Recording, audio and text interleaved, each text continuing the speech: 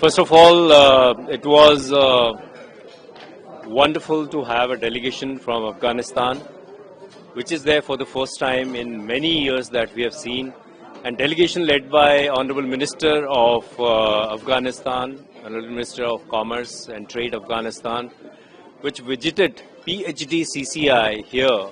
And PhD CCI is one of the oldest, industry body in the country. We are celebrating 120 years of our legacy. So I think that what we had discussed it, how our members can participate in the development journey of Afghanistan.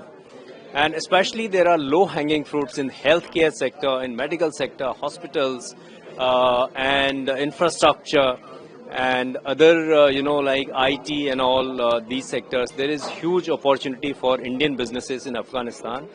And the minister has assured that whatever issues that we have in past, in sense, there are few members who are already doing business with Afghanistan.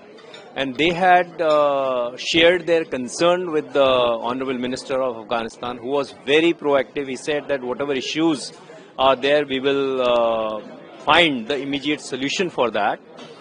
And right now, I think the biggest challenge is, of course, coming is transportation cost for exporting goods to Afghanistan. However, they have reduced the tariffs on that also.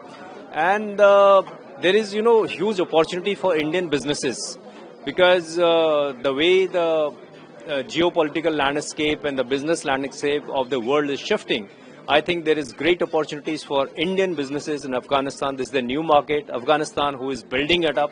And in building Afghanistan, India can have a great role, because India has a deep-rooted connection with Afghanistan already, which is based on trust.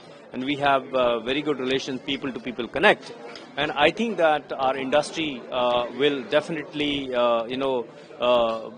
take advantage of these opportunities and first mover advantage.